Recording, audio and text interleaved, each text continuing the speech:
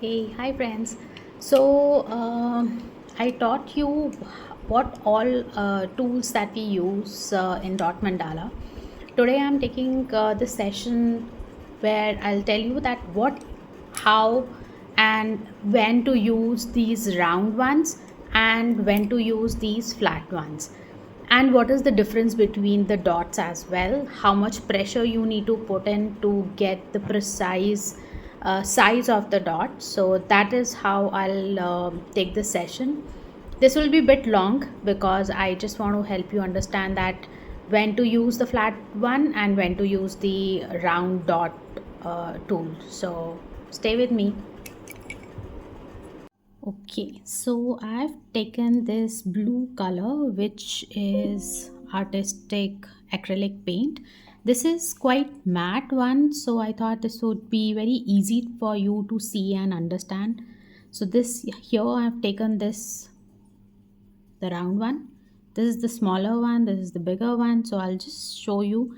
You have to be very sure that you're dipping it correctly. So if you just dip the tip and then put a dot, it would be like this. If you just take a very heavy dip, the dot would be different.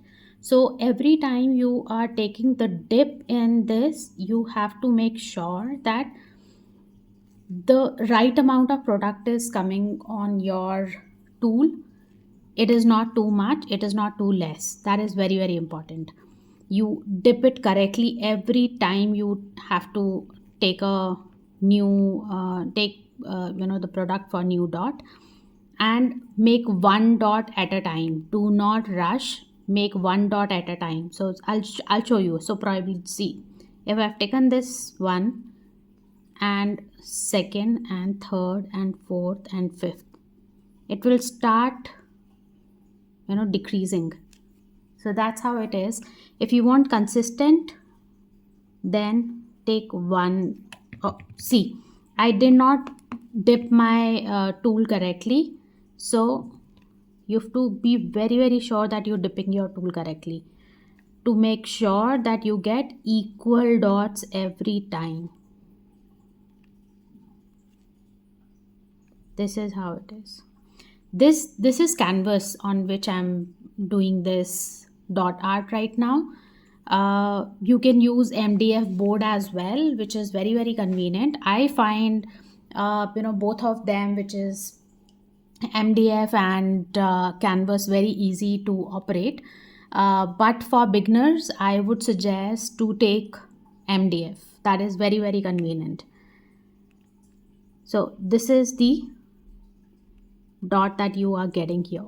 Now make sure that you wipe your tool immediately after this, otherwise the product will be stuck to your dot tool. This is the bigger tool. So see the size of this is the smaller one and this is a bigger one. So this is the difference between them. Then we have the other tool which is bit bigger than these. So if I sorry, if I just take this would be like this one, right? With this as well, I can make the diminishing dots. It would be like this.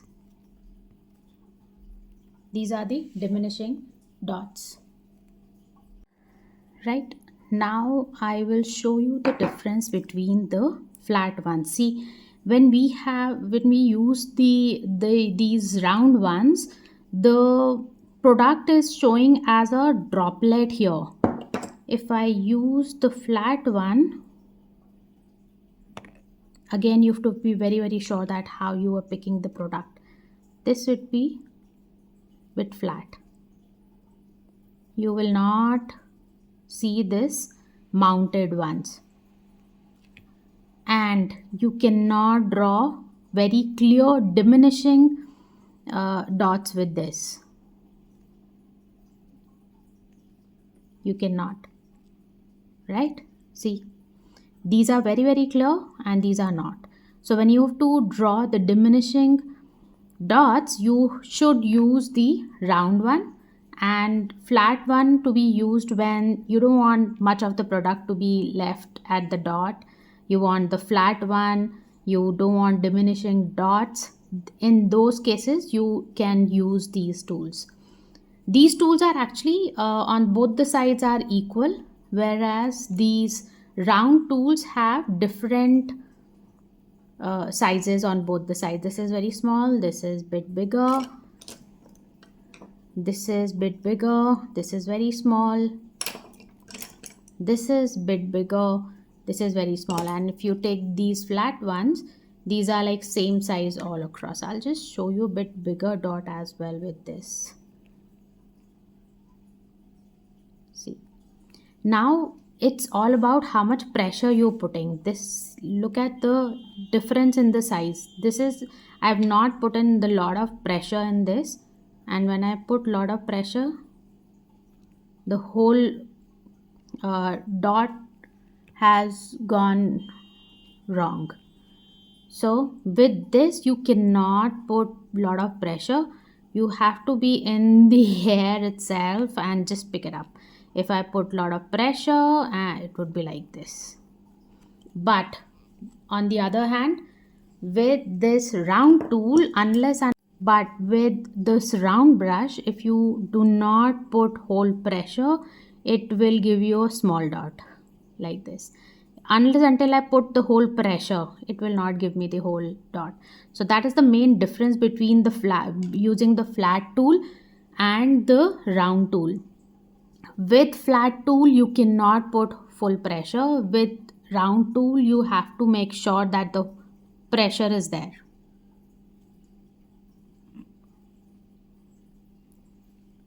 Thank you for watching. Like, subscribe if you want to see such kind of more tutorials.